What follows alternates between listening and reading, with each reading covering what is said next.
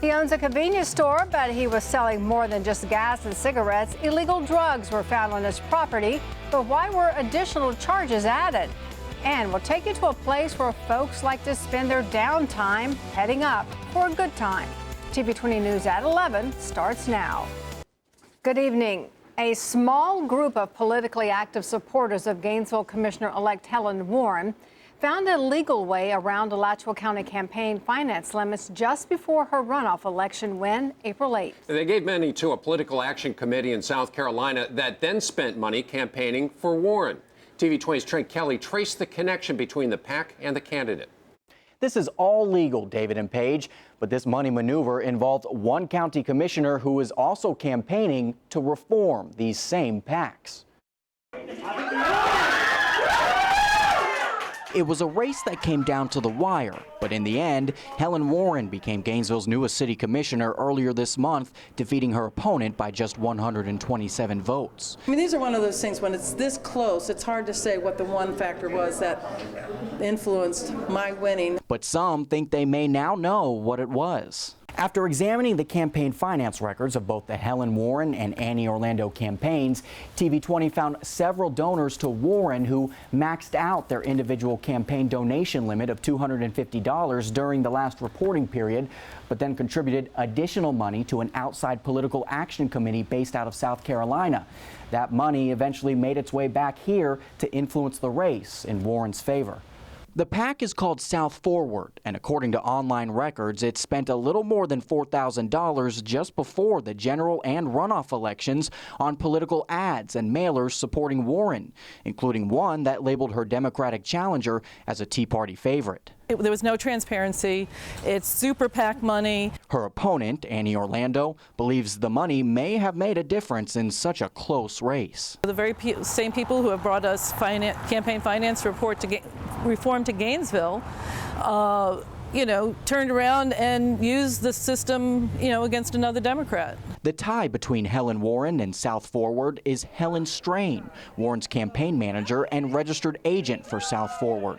8 people, most connected politically in Gainesville, sent money to South Forward in a 5-day period. TV 20 found one of them was County Commissioner Robert Hutch Hutchinson, a vocal critic of the lack of transparency among super PACs. Records show he donated $100 to the South Forward PAC after maxing out his personal contribution limit to the Warren campaign.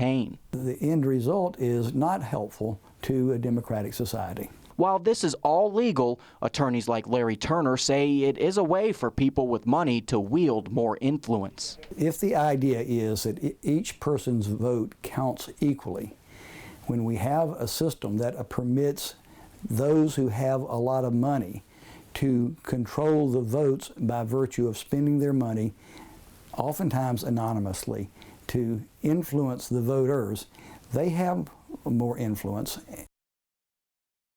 Now on the phone, Helen Strain claimed she was no longer a registered agent of South Forward and would never be affiliated with a PAC that was benefiting her campaign. But a representative of South Forward who told me as far as he knew, Strain is still a registered agent, but was not aware she served as campaign manager for Warren. Now, Hutchinson said he regrets giving money to South Forward without doing more research about that group. He said all sides use PACs to their advantage, and just because he donated to one doesn't mean he is against transparency. Now, for her part, Warren denied ever knowing much about the operations of the South Forward PAC. Trent Kelly, TV 20 News. Well, PACs also supported Annie Orlando's campaign. One in particular, representing realtors, found a way to triple their investment. Real estate agents and brokers from all across Florida donate to the Orlando-based Realtors Political Advocacy Committee. This PAC distributes money to 2 other PACs, the Realtors Political Activity Committee and the Realtors Political Action Committee. All 3 donated to Orlando's campaign on the same day twice, once before the general election and again before the runoff election. Despite the fact that realtors were able to donate $750 at a time instead of the individual limit of $250, Orlando says that's a separate can of PAC worms. Other candidates have received this money before. They represent thousands of realtors, and you have to go through a very grueling process in order to qualify for that money. And that money is reported on your campaign report. It's up front. Everybody knows about it. Only one individual donor to Orlando who did not give the maximum also donated to the Realtors PAC. Let's take a first look at the weather now. New from us tonight, a convenience store in Bradford County apparently offered a little too much convenience. 46-year-old Don Haparucci, owner of Edwards Grocery in Stark, was arrested for selling synthetic marijuana inside the store. The Bradford County Sheriff's Unit seized more than 1,000 packs of synthetic marijuana, which were being sold for $20 a bag.